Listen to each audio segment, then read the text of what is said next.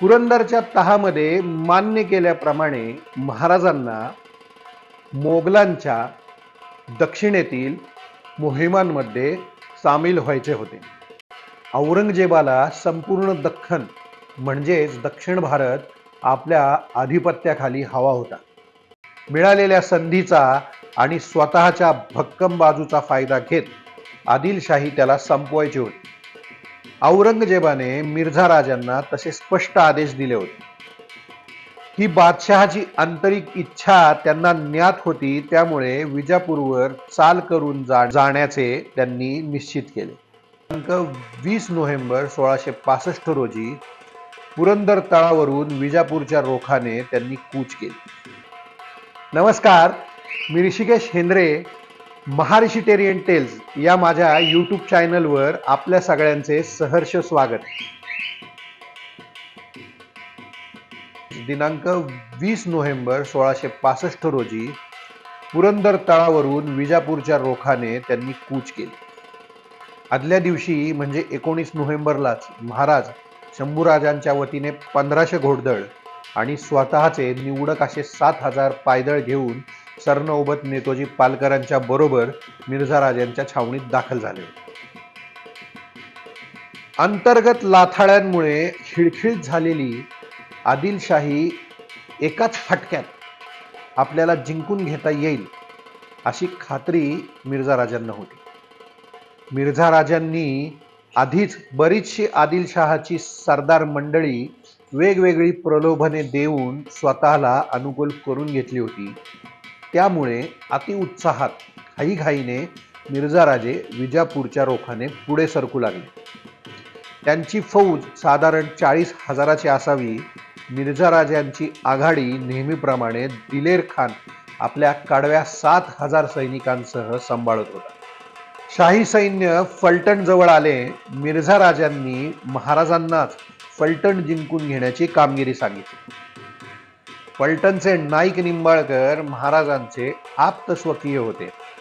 हे मिर्झा राजांना चांगलेच माहिती होते आणि त्याचमुळे मिर्झा राजांनी त्यांना ही कामगिरी सोपवली होती.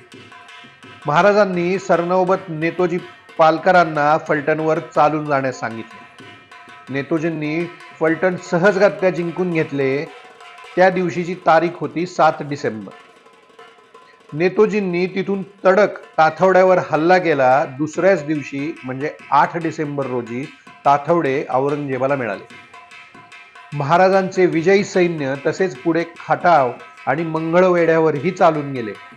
एका आठवड्यात खटाव आणि नंतर 18 डिसेंबर पर्यंत मंगळवेढेही त्यांनी जिंकून घेतले. म्हणजेच पंधरवड्याच्या आत महाराजांनी फलटण, ताथवडे, खटाव आणि मंगळवेढे हा सारा प्रभाग औरंगजेबाला मिळवून दिला. मिर्झा राजांना महाराजांच्या कर्तृत्वाविषयी विश्वास होताच, पण हा मुलूक जिंकून महाराजांनी आपला विश्वासूपणा सिद्ध केला होता. त्यामुळे दक्षिण जिंकण्याचे औरंगजेबाचे स्वप्न महाराजांच्या मदतीने आपण सहजगत्या पूर्ण करू अशी त्यांना खात्री पटली. लगेच त्यांनी महाराजांच्या कामगिरीची बातमी मोठ्या आनंदाने औरंगजेबाला कळवली. तसेच या निमित्त महाराजांना पोशाख वगैरे पाठवून प्रोत्साहित करावे असेही त्यांनी सुचवले. मिर्झा राजांच्या सूचनेनुसार औरंगजेबाने लगेच म्हणजे दिनांक 25 डिसेंबर 1665 रोजी महाराजांना मानाचा पोशाख आणि रत्नजडित कट्यारीसह एक प्रोत्साहनपर पत्रही रवाना केले. यानंतर इसवी सन 1665च्या डिसेंबर महिन्याच्या शेवटी मोगली फौजा विजापूरच्या जवळ येऊन थडकल्या. अली आदिलशहा आणि त्याच्या सरदारांसाठी ही जीवन मरणाची लढाई होती. बादशाह शहाजहानच्या काळापासून मोगल आदिलशाही संपवण्याचे मागे होते, परंतु पहिल्यांदाच मोगल आदिलशहाच्या राजधानीच्या दारात येऊन उभे ठाकले होते. विजापूर लढवण्यासाठी त्यांनी जय्यत तयारी केली. विजापूर हे एक चिरेबंद तटबंदी असलेले शहर होते. आदिलशहाने या तटबंदीवर असंख्य तोफा आणि दारुगोळा चढवून सज्ज केले. मलिके मैदान, लांडा कासम, गंज खान, नवगजी, कडक बिजली अशा मोठमोठ्या तोफा मोगली सैन्याला भाजून काढण्यासाठी सज्ज झाल्या होत्या. तोफेचे गोळे, बाण आणि बंदुका ठिकठिकाणी संग्रहित करून ठेवल्या गेल्या होत्या. आपापसातली भांडणे विसरून मोहम्मद इखलास खान, अब्दुल मोहम्मद सरजा खान, अब्दुल करीम बहलोल खान, व्यंकोजीराजे भोसले, घाडगे, बांदल, जगताप, खंडागळे इत्यादी आदिलशाही सरदार एकजुटीने विजापूरच्या संरक्षणार्थ सज्ज झाले. आदिलशहाने सेनापती म्हणून सरजा खानाची नेमणूक केली. सरजा खान सुद्धा दिलेर खानासारखा पठाणच होता. विजापूर दरबारातील बहुतांश पठाण मंडळी यावेळी औरंगजेबाविरुद्ध लढत होते. औरंगजेबाचा पठाणांवर राग होता. त्याने पठाणांच्या विरुद्ध दीर्घ असा लढा दिला होता. औरंगजेबाचा राग लक्षात घेऊन सरजा खानाने त्याचा फायदा करून घ्यायचे ठरवले आणि त्याने दिलेर खानास एक गुप्त पत्र लिहिले. त्यातील मजकूर साधारण असा: शूर आणि एकनिष्ठ दिलेर खान यास, हे पत्र मी जयसिंहास लिहित नाही तर तुम्हास लिहित आहे, कारण आपण एकाच जातीचे व धर्माचे आहोत. औरंगजेब बादशहा राजा जयसिंहाला हुकूम देऊन या मोहिमेपासून परावृत्त करेल अशी काही मसलत करावी. विजापूरचा बादशहा हा आपल्याच धर्माचा आहे. ठरवलेली खंडणी त्याने आजवर कधीही चुकवली नाही. आपण ही मोहीम थांबवण्याची व्यवस्था करणार नसाल तर विजापूरच्या राज्याच्या संरक्षणार्थ जे काही करणे शक्य आहे ते मला करावेच लागेल. हे पत्र दिलेर खानाकडे आले आणि त्याचा निश्चित उपयोग झाला. दिलेर खानाची बुद्धी फिरली. पुरंदरच्या तहापर्यंत मिर्झा राजे आणि त्याचे संबंध ठीक होते, पण मिर्झा राजांनी पुरंदरच्या विजयाचे श्रेय त्याला मिळून न दिल्याने तो चांगलाच नाराज होता. अशातच आदिलशाही मोहिमेत मिर्झा राजांकडून शिवाजी राजांना मिळणाऱ्या महत्वामुळे तो अधिकच चिडला होता. या दोघांचीही वाढती जवळीक पाहून तो शंकाग्रस्त होऊ लागला होता. दिलेर खान आणि त्याचे पठाण मिर्झा राजांच्या फौजेची आघाडी सांभाळत होते. दिलेर खानाच्या शंकाग्रस्त आणि अस्थिर मनामुळे या मोहिमेवर नक्कीच परिणाम होणार होता. दिनांक 25 डिसेंबर 1665 रोजी मोगली सैन्य आणि विजापुरी सैन्याची प्रथम समोरासमोर गाठ पडली. विजापुरी सैन्याने समोरासमोर न लढता शत्रू सैन्यावर पुन्हा छापे घालायचे असे धोरण अवलंबले होते. याच दिवशी सायंकाळी विजापुरी सैन्याने नेतोजी पालकरांवर हल्ला चढवला. नेतोजी आणि त्यांची छोटीशी तुकडी घेरली गेली आणि नेतोजी त्यांच्याशी शर्थीने झुंजू लागले. एवढ्यातच आणखी आदिलशाही सैन्य त्यांच्यावर तुटून पडले. नेताजींचे प्राण संकटात सापडले होते, परंतु जवळच असलेल्या दिलेर खानाने त्यांना मदत केली नाही. त्यावेळी तो तिथे पोचला होता, पण त्याने नेताजींना कुमक केली नाही. अखेर किरीट सिंह आणि फतेह जंग खान नेताजींच्या सहाय्यास धावले आणि नेताजींची सुटका केली.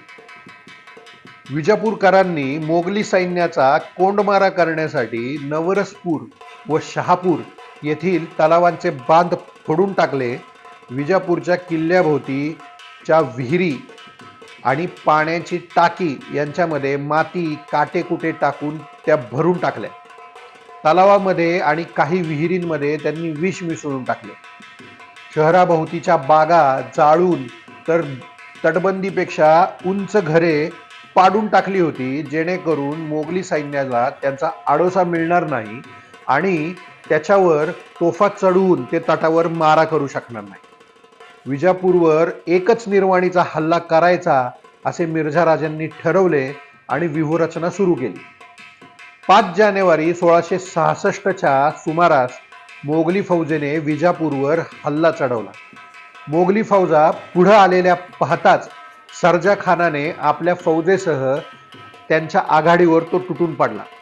मागील अनुभव पाहता दिलेर खान मनापासून युद्धात भाग घेत नसल्याचे आणि मराठी सैन्याला मदत करत नसल्याचे सरजा खानाच्या लक्षात आले होते. त्यामुळे त्याने सरळ महाराजांच्या तुकडीवरच हमला केला. घनघोर युद्ध सुरू झाले. सर्जा खानाने आपले सर्व बळ महाराजांच्या तुकडीवर केंद्रित केले होते आणि त्याच्या अपेक्षेप्रमाणे दिलेर खानाकडून महाराजांना मुळीच मदत झाली नाही. महाराजांची तुकडी एकाकी लढू लागली आणि अचानक त्यांची फळी फुटली आणि ते मागे सरकू लागले. सर्जा खानाच्या इतर सरदारांनीही जयसिंहाच्या सैन्यावर हल्ले चढवले आणि तेही असेच पराभूत झाले. मोगली फळी पार तुटली. सर्जा खान वेळीच परत फिरला.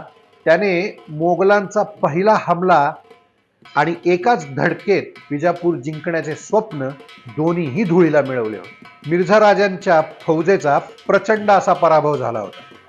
त्यांचा विश्वासू शिवा असह्य अवस्थेत उधळला गेला होता. मिर्झा राजांना कळेना की हे घडले कसे आणि अचानक दिलेर खान आपल्या लोकांसह तावातावाने त्यांच्या भेटीला आला. त्याला मोगलांची अब्रू शिवाच्या मुळे पूर्ण धुळीस मिळाली असल्याने त्याला त्वरित कैद करावे अशी मागणी ते करू लागले. शिवाजीला कैद करण्याची किंवा ठार मारण्याची परवानगी मागू लागले. यानंतर दिलेर खानाने मिर्झा राजांना एकांती भेट घेऊन सांगितले की आपण शिवाजीचा प्राण घ्या आणि तुम्हाला जमत नसेल तर निदान मला तसे करण्याची परवानगी द्या. सगळी जबाबदारी मी स्वीकारतो. तुमच्यावर कोणत्याही प्रकारचा दोष येणार नाही आणि असे घडले तर बादशहाला आनंदच होईल. पण मिर्झा राजांनी त्याला निक्षून सांगितले की शिवाला हात लावायचा नाही. मी त्याच्या प्राण रक्षणाची हमी घेतलेली आहे. संपूर्ण हयात मोगली राजकारणात घालवलेल्या मिर्झा राजांना दिलेर खानाचा डाव त्वरित लक्षात आला. आपल्या सगळ्या योजना आणि धोरणी राजकारणाने आजवर मिळवलेल्या यशाला दिलेर खानाचा आताताईपणा पूर्णपणे धुळीला मिळवेल याची कल्पना त्यांना आली. याच वेळी युद्धभूमीवरील दिलेर खानाची वागणूकही त्यांना कळाली आणि त्याच्यामुळेच मोगली फौजेला माघार घ्यावी लागली हे सुद्धा त्यांच्या लक्षात आले. मिर्झा राजे आता चिंताक्रांत झाले. विजापूरकरांचे युद्ध चालू असताना फौजेमध्ये एकोपा नसल्याने संपूर्ण मोहीम धोक्यात आली होती.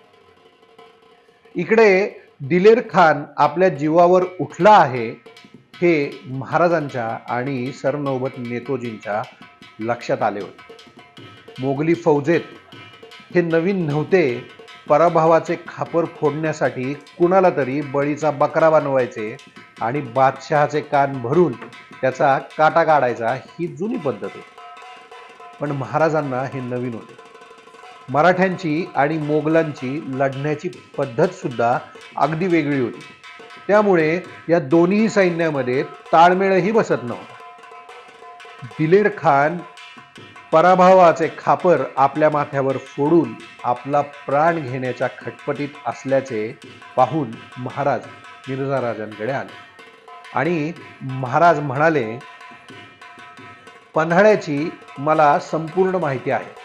मला तिकडे पाठवल्यास पन्हाळ्याची शिबंदी बेसावध असतानाच मी किल्ला मोगलांना मिळवून देईन आणि या प्रांतात नंतर इतका धुमाकूळ घालेल की माझ्या बंदोबस्तासाठी आदिलशहाला आपले काही सैन्य तिकडे पाठवावे लागेल आणि त्याची ताकद 2 आघाड्यावर विभागली जाईल.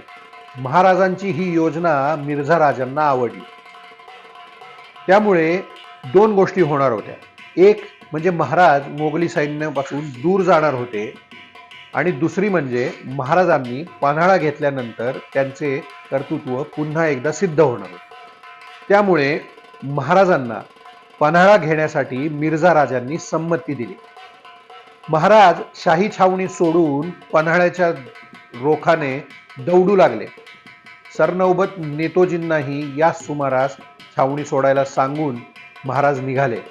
महाराजांनी शाही छावणी सोडली. ती तारीख होती दिनांक 11 जानेवारी 1666. आज आपण इथेच थांबूया. पुन्हा भेटूया पुढच्या आठवड्यात आपल्या पुढच्या भागामध्ये. तोपर्यंत जय महाराष्ट्र, जय शिवराय.